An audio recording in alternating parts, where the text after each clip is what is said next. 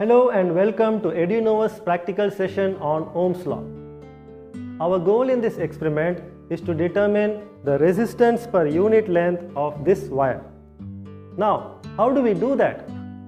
We will use the fact that this wire is an ohmic conductor. Ohmic conductors are those conductors which obey Ohm's law.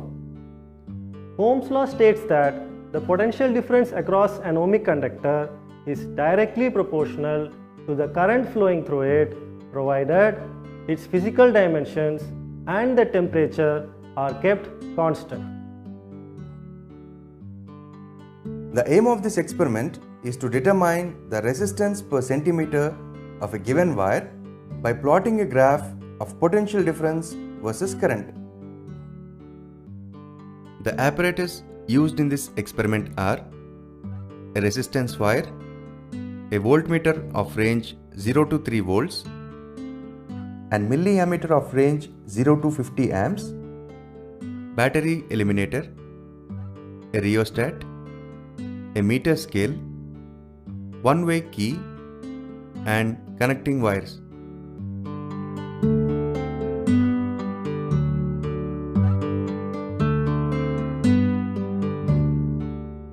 A voltmeter is a device used for measuring electric potential difference between any two points in a circuit. It consists of two terminals, positive and negative. It is connected in parallel with the branch of a circuit whose potential difference is to be measured. A voltmeter consists of a needle that swings to a point at numbers on a scale when a measurable voltage is passed through it.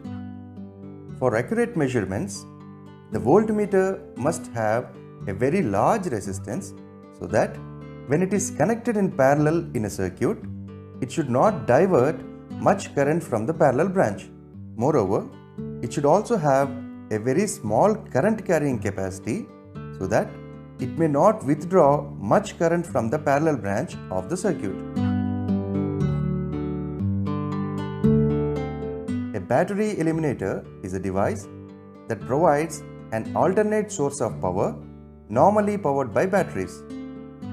In simple words, it is a rectifier which converts high AC voltage into low desired DC voltage. The battery eliminator operates through the use of power conversion and can alter voltages up or down. It is also used to convert alternating current to direct current. It allows us to conduct experiments through a variety of direct voltages while avoiding the decreased characteristic of dry cell. Usually, a battery eliminator consists of an on-off switch to switch on or switch off the supply, and a light indicator which, when glows, indicates that the device is on. It has two terminals to get connected to the circuit. The red terminal acts as the positive terminal and the black terminal acts as the negative terminal. It also consists of a rotatory switch to get the desired output. If the switch is on 2 volts, then the output will be 2 volts. If you rotate the rotatory switch to 6 volts, then the output will be 6 volts. In this manner, you can select the desired output. The main advantage of the battery eliminator is that the current can be drawn at desired voltages and it doesn't need any charging. This is all about the battery eliminator.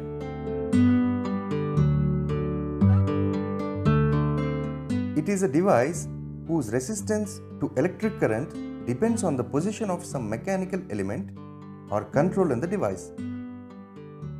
In simple words, a rheostat is nothing but a variable resistance.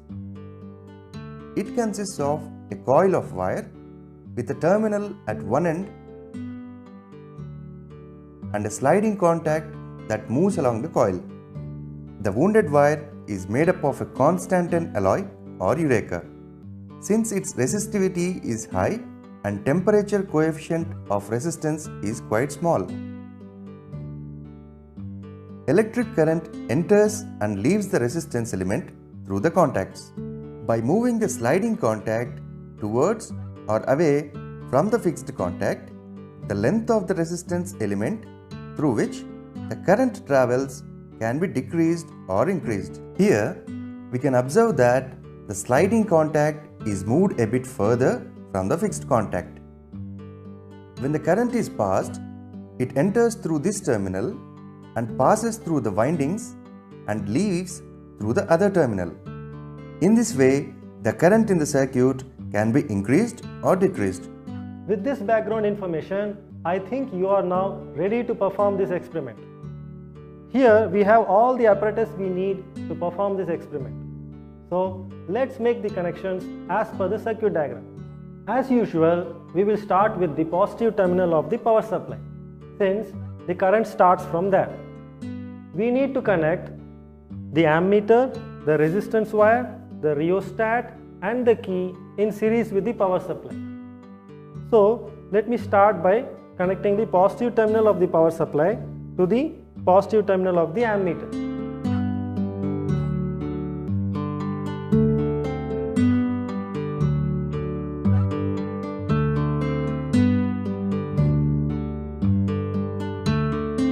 Next, I will connect the negative terminal of the ammeter to one end of the resistance wire. By doing this, this end of the resistance wire will become the higher potential point, because the current is going to enter this resistance wire from here.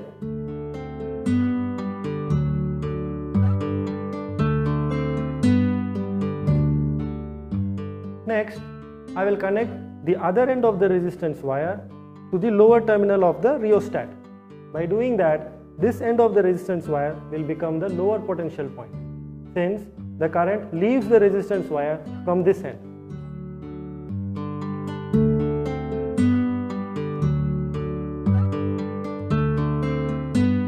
Next, I will connect the upper terminal of the rheostat to the one end of the key.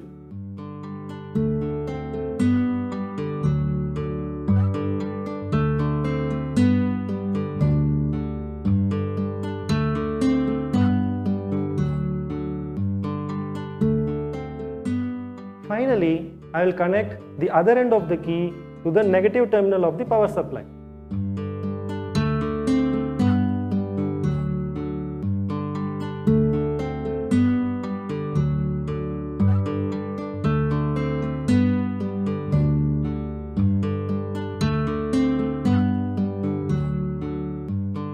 This completes the connections in series. Now, I need to connect the voltmeter in parallel to the resistance wire. For that, I must connect the positive terminal of the voltmeter to the higher potential end of the resistance wire.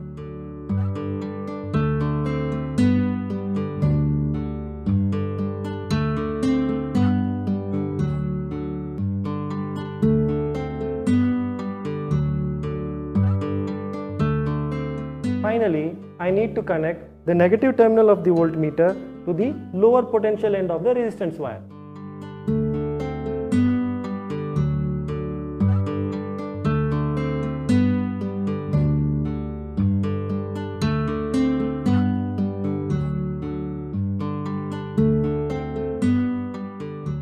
With this, the connections are complete.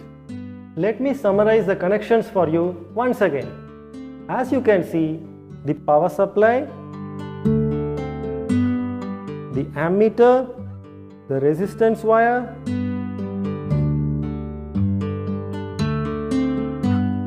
the rheostat and the plug key are all connected in series. The voltmeter is connected in parallel across the resistance wire so that we can measure the potential difference across it.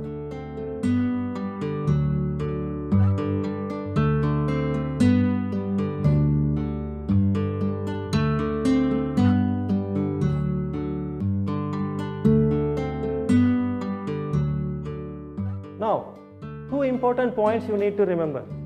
One is that the positive terminal of the ammeter should be connected to the positive terminal of the power supply, and the positive terminal of the voltmeter should be connected to the higher potential point of the resistance wire, and the negative terminal of the voltmeter should be connected to the lower potential point of the resistance wire.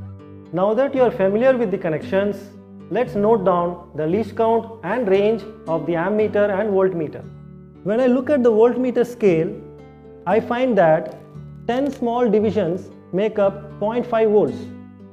That means one small division would equal 0.5 divided by 10, which is 0.05 volts. Therefore, the least count of the voltmeter must be 0.05 volts. And the range of this voltmeter is clearly 0 to 3 volts. When I look at the ammeter scale, I find that 10 small divisions make up 10 milliamperes. Therefore, one small division must be equal to 10 milliamperes divided by 10, which is 1 milliampere. Therefore, the least count of the ammeter must be 1 milliampere. And the range of this ammeter is clearly 0 to 50 milliamperes.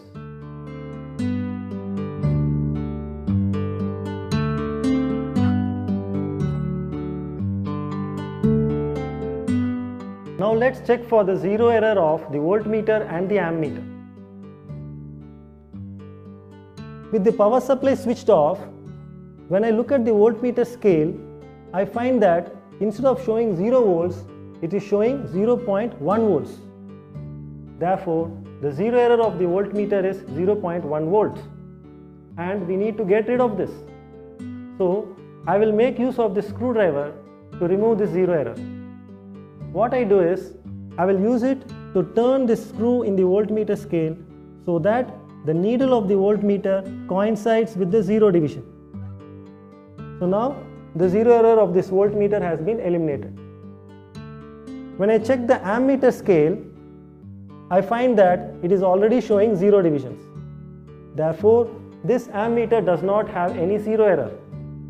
In case your ammeter has a zero error, you now know how to eliminate it by using a screwdriver. Now that we have noted the least count and range of the ammeter and voltmeter and also eliminated their zero errors, let's take our first measurement.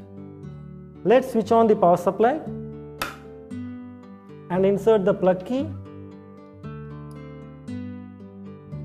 Make the resistance of the rheostat maximum by sliding the contact towards the upper terminal of the rheostat.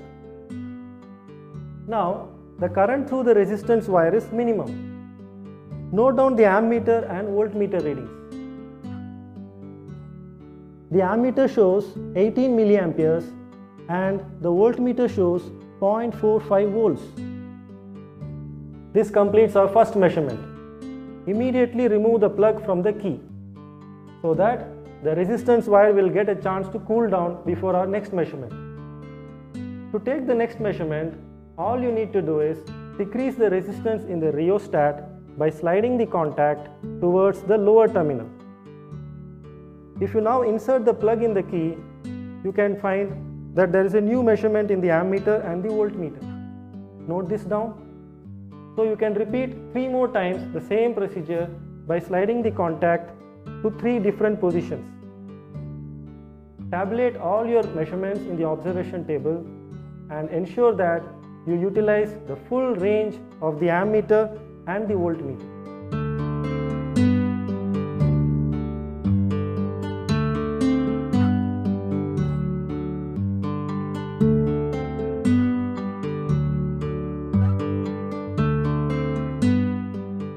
Length of the resistance wire is 150 centimeters.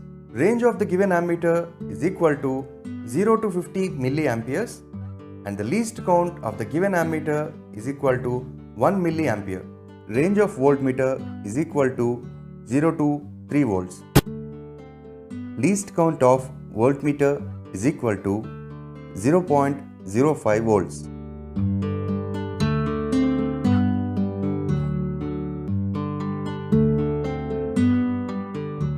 Ammeter reading I in amperes. In the first observation, when the current in the circuit is minimum, the ammeter reading is 0.018 amperes. The corresponding voltmeter reading is 0.45 volts. Therefore, R is equal to V by I in ohms. that is equal to 0.45 divided by 0.018, which is 25 ohms. Similarly, when the current in the circuit is gradually increased, the corresponding ammeter and the voltmeter readings are as follows.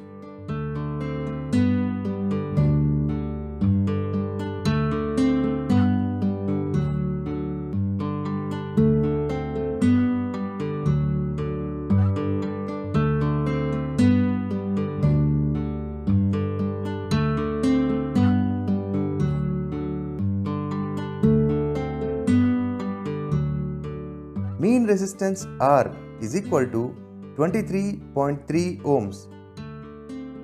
Resistance of the wire per centimeter is equal to 23.3 ohms divided by 150 centimeters. It is equal to 0.15 ohm per centimeter. Now that we have 5 sets of values for the potential difference across the resistance wire and the current through it, let's draw the graph of potential difference versus current. Using the values of I and V, we plot a graph taking ammeter reading I on x-axis and voltmeter reading V on y-axis. We select a suitable scale. On x-axis, 1 centimeter is equal to 0.005 amperes. On y-axis, 1 centimeter is equal to 0.20 volts. Now, let us plot the points on the graph.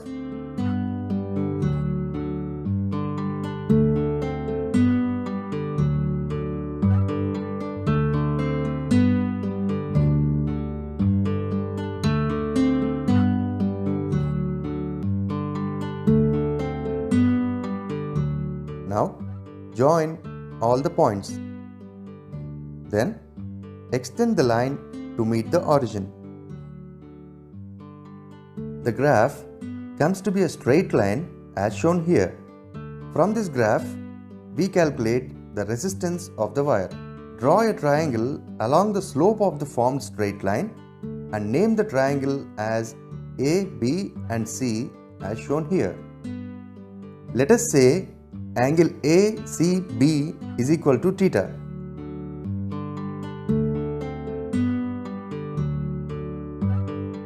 Then the resistance R is given by tan theta and tan theta is equal to the opposite side by adjacent side, that is AB by BC. The value of AB is 0.69 minus 0.29, that is 0.40 volts. The value of BC is 0.0285 minus 0.0120, that is 0.0165. Therefore, R is equal to 24.24 ohms. Let us assume we take B on x-axis and I on y-axis. The resistance R is equal to cot theta. That is, cot theta is equal to BC divided by AB. Therefore, R is equal to BC by AB.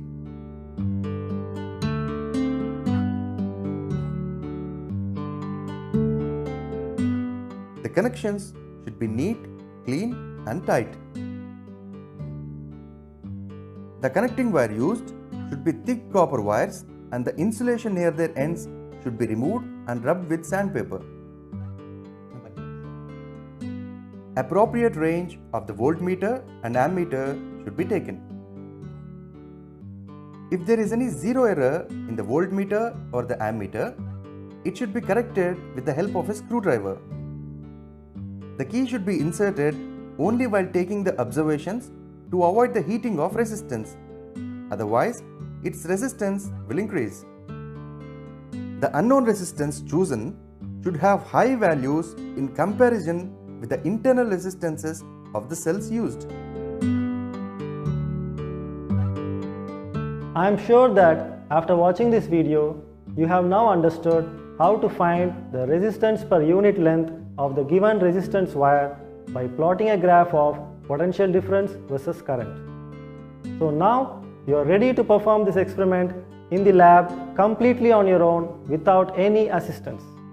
Thank you for watching this video.